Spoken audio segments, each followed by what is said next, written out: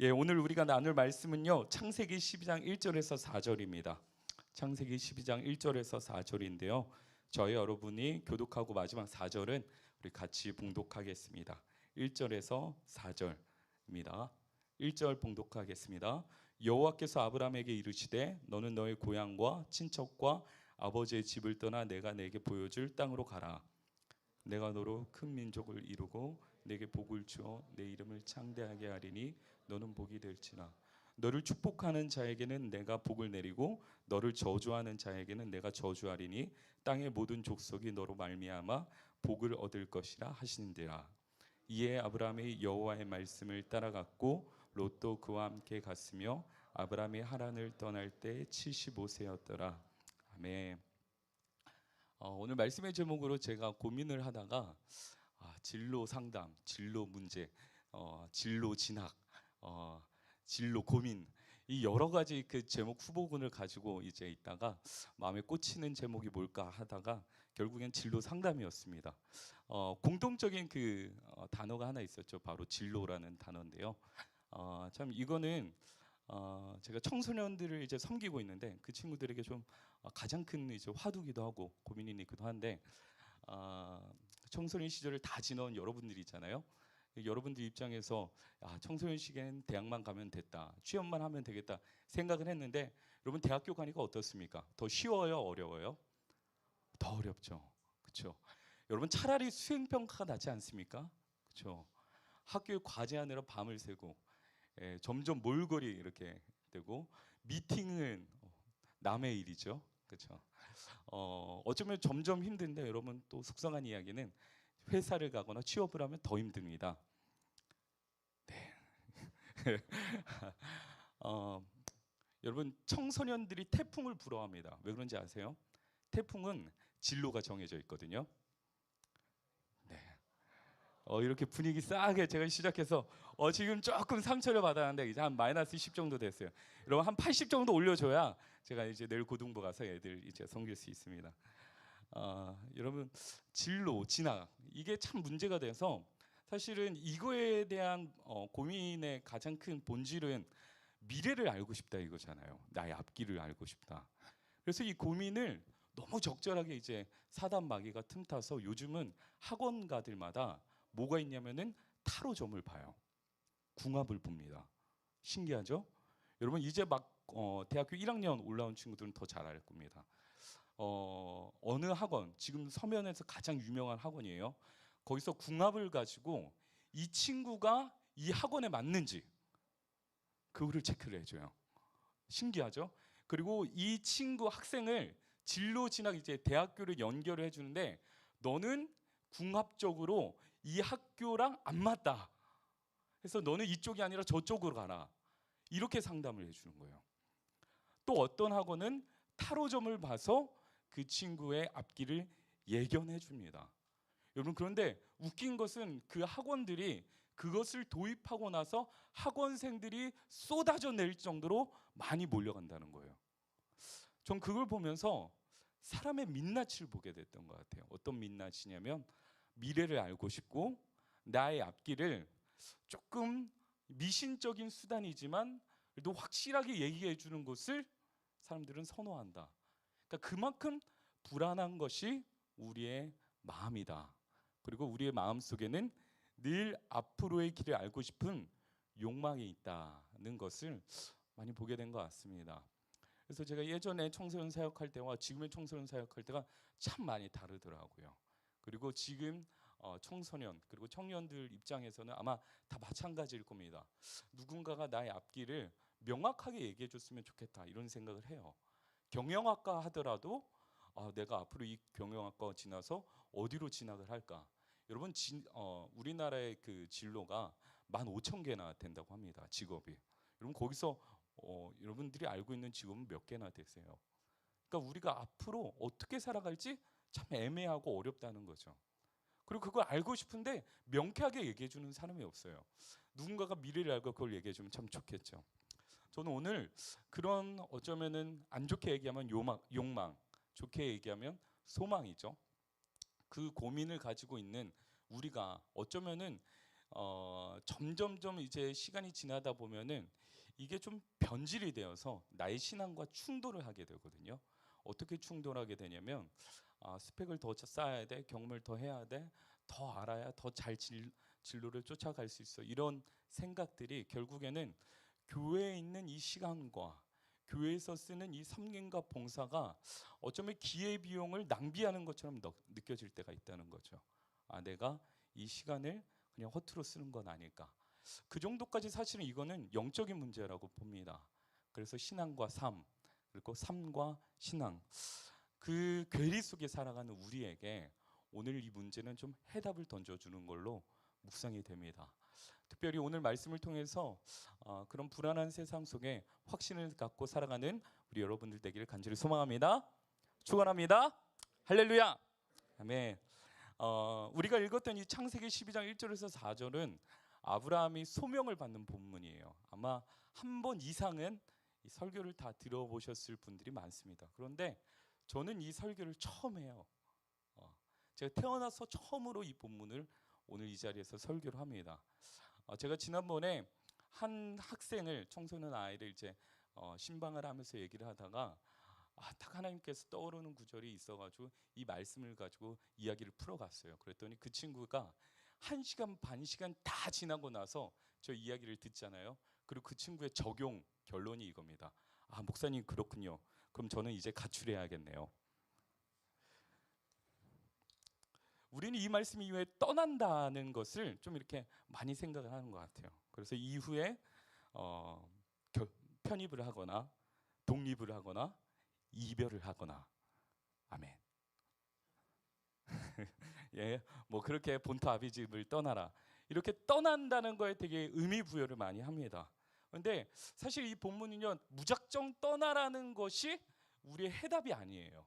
자, 그러면은 믿음과 삶, 그리고 세상과의 괴리 속에서 우리가 어떻게 살아가야 될지, 또 이것은 어떤 답을 우리에게 허락하고 있는지 우리 본문으로 좀 더 깊이 들어갔으면 좋겠습니다. 1절입니다. 성경의 책이 있는 친구들은 저와 함께 같이 읽어주시면 좋겠는데요. 1절의 말씀, 여호와께서 아브라함에게 이르시되 너는 너의 고향과 친척과 아버지의 집을 떠나 내가 내게 보여줄 땅으로 가라. 아멘. 역시 야베스 클래스가 있습니다. 제가 우리 고등학교 친구들한테 우리 성경책이 있는 친구들은 1절의 말씀 읽겠습니다 하면은 여호와께서 하면은 저는 저 혼자 읽고 친구들은 이제 막 이제 책 피는 소리가 들려요. 다 덮는 거예요. 여러분 멋집니다. 예. 부끄럽네요. 하나님께서 어디로 가라 하시죠? 말씀을 보니까 마지막 부분에 내게 보여줄 땅. 그렇죠. 여러분, 내게 보여줄 땅, 그곳으로 가라. 여러분, 동쪽으로 가라는 겁니까? 서쪽으로 가라는 겁니까? 앞이에요? 뒤에요? 아무도 몰라요. 여러분, 내게 보여줄 땅, 요거를 원어적으로 해석을 해보니까 become visible입니다. 그러니까 가서 보게 될 땅이에요. 아브라함에게 익숙하다, 익숙하지 않다? 익숙하지 않다. 그가 결코 가보지 않았던 땅, 그가 알지 못하는 곳, 생소한 곳. 여러분, 그곳이 지금 하나님이 가라 하시는 내게 보여줄 땅이에요. 이름도 몰라요. 지명도 몰라요. 위치도 몰라요. 방향도 몰라요. 여러분, 아브라함은 어떤 생각이 들었을까요? 가긴 가야겠는데 이 첫 발걸음을 오른쪽인지 뒤쪽인지 앞쪽인지 그것조차 하나님께서 명쾌하게 얘기해 주시지 않습니다. 제가 여기서 설교를 이제 하고 있는데 여러분들을 통해서 참 마음에 위로를 많이 얻어요. 반응이 너무 좋고 눈빛이 너무 이제 초롱초롱하셔서 제가 이대로 그냥 설교를 끝내고 갈 수 없겠다 싶어서 여러분, 제가 여러분들에게 내일 점심 식사를 쏘겠습니다. 제 카드입니다. 예, 무한 리필로. 별로 기대를 안 하세요? 한도 걸려 있는 거 아니야? 이렇게 생각하니 한도 800만 원까지 여러분. 예. 하지만 저희 700만 원 벌써 썼어요. 그러면서 제가 이렇게 얘기하는 거예요. 여러분들에게 내일 점심 12시까지 부산의 그 식당으로 오시는 분들은 제가 쏩니다. 부산의 그 식당으로 오세요 라고 한다면 여러분 한번 생각해 보세요. 이게 사주겠다는 말이에요, 안 사주겠다는 말이에요? 안 사주겠다? 저를 너무 나쁜 사람으로 사주고 싶은데 만나질 못한다. 죄송합니다. 예, 안 사주겠다는 거죠, 그렇죠? 다시 집어넣어야지. 예. 여러분 한 회사에서 이렇게 면접을 봤는데 이렇게 답변이 오는 거예요.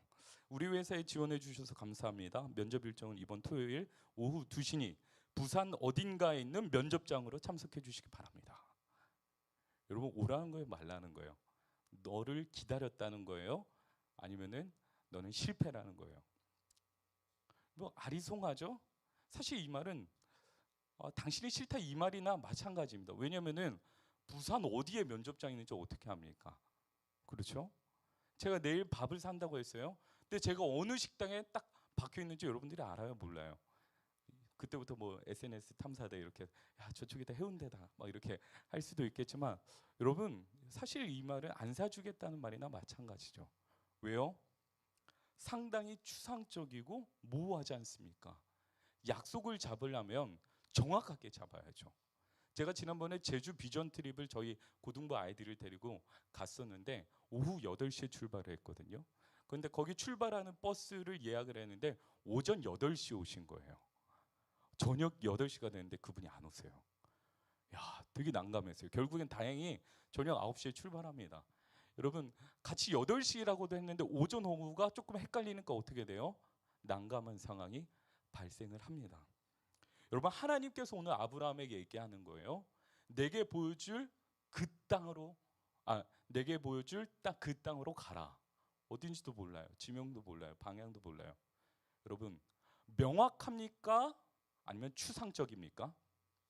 추상적이죠. 명확해요? 애매모호해요? 애매모호해요. 상당히 애매모호해요. 상당히 광범위합니다. 그렇지 않습니까? 여러분 광범위하고 추상적인 것은요 사람을 상당히 헷갈리게 만듭니다. 지난번에 교육관에서 저희 첫째 딸아이를 만났어요. 우연히 주일에. 그때 저희 딸이 그래요. 오? 아빠도 수영로 교회 다녀? 혼란스러운 거죠. 예. 알고 봤더니 저는 저 앞에 있는 이 본관이라는 교회 다니고 자기는 이 교육관이라는 교회 다닌 줄 알았던 거예요. 그렇죠. 교회가 크니까 이런 해프닝도 있습니다. 여러분 광범위하고 추상적인 것은 사람을 헷갈리게 만들어요.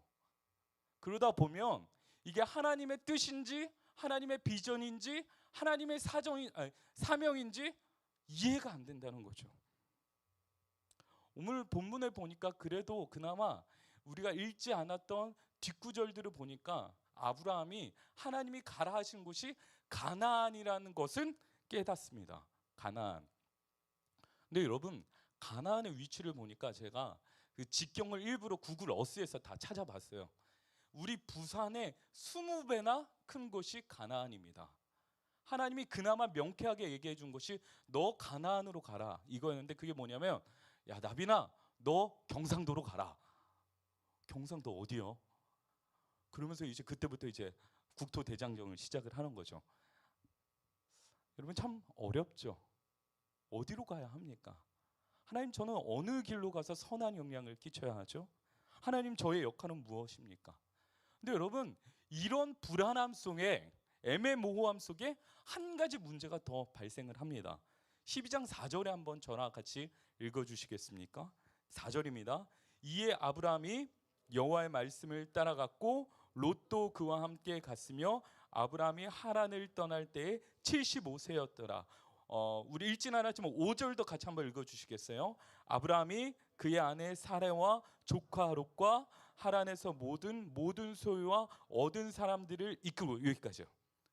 자, 여기에 말씀을 줄여서 제가 한마디로 뭐냐면요, 줄줄이 소세지로 갔다 이 말이에요. 줄줄이 소세지로. 그 애매모호한 곳에 간다면 아브라함이 혼자 가가지고 그 길이 어딘지 깃발을 꽂고 돌아와서 가족들을 데려가면 좋잖아요. 그런데 몇 명이에요? 롯도 데려가고 아브라함도 데려가고 그리고 그 아내 사례 그리고 가족들 얻은 사람들 모두 다 소유 모두 다 가지고 큰 행렬을 이끌고 갔다는 거예요. 여러분 정말 불안할 것 같아요. 제가 두 자녀가 있습니다. 아들과 딸. 부산 시민공원 가면요, 이쪽으로 안 가고 얘는 저쪽으로 가요. 그리고 저희 아내는 저기 뒤에 앉아 계세요. 예, 쉬셔야 돼. 안식을 취하시고. 그럼 어디로 가야 돼요? 저는 모릅니다. 그때 저는 느껴요. 사사기 말씀을 묵상하죠. 각자의 소견이 오른 대로 각기 제 길로 갔거든. 아, 하나님 여기 또 죄인 두 마리가 있습니다. 예.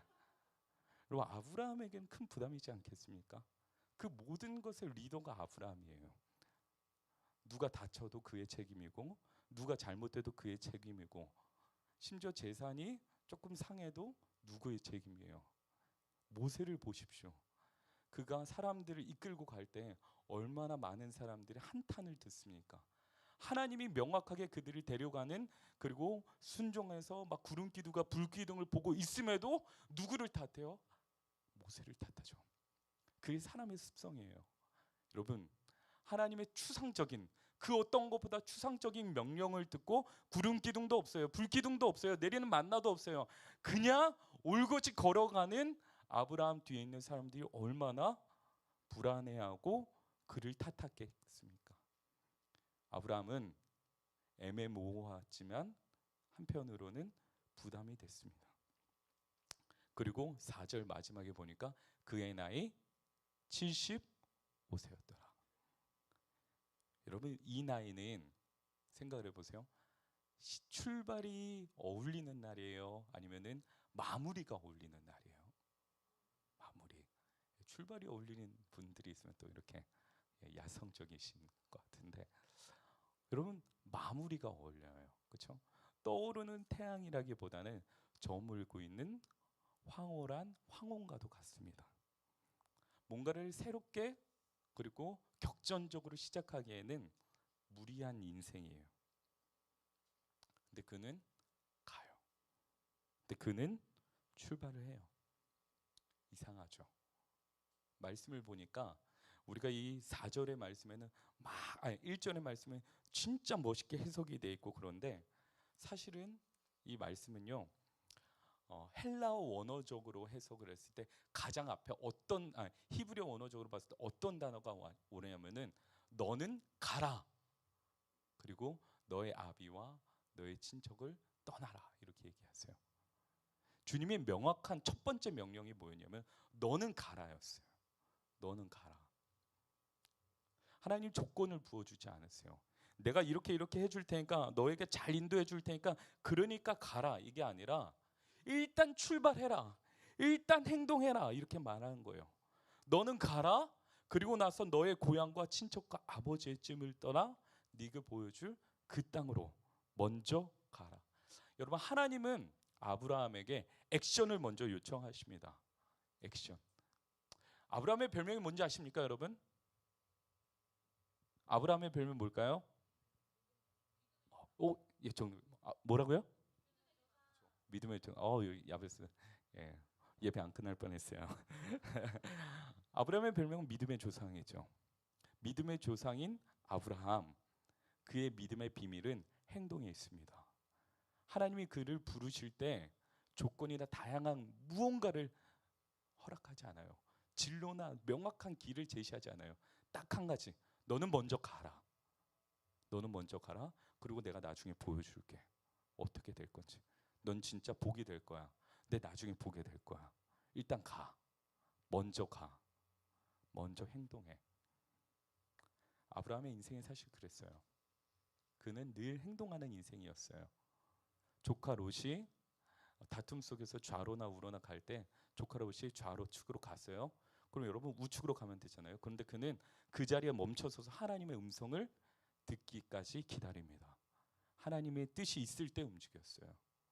하나님이 너의 자녀를 나에게 바쳐라 했을 때 어떻게 해요? 가감없이 바쳤어요. 묻고 따지지도 않아요.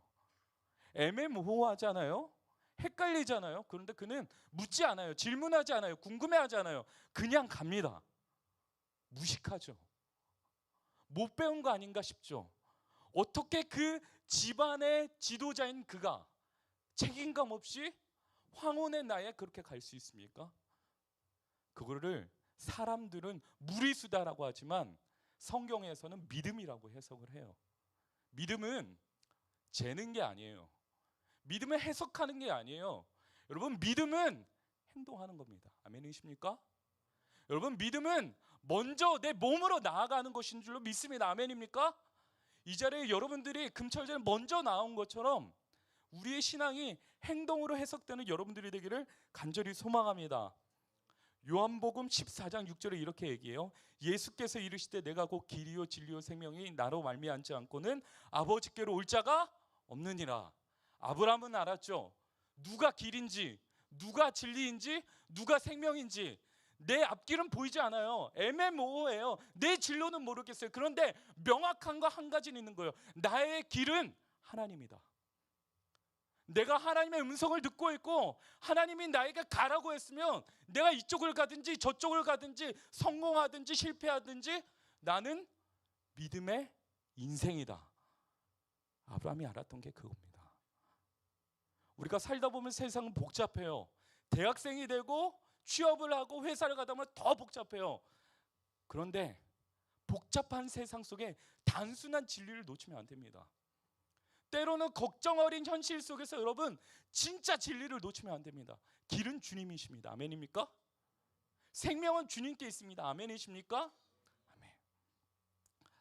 한 광고가 있었어요. 그리고 그 광고에서는 운동선수가 이제 트랙을 출발하려고 서 있습니다.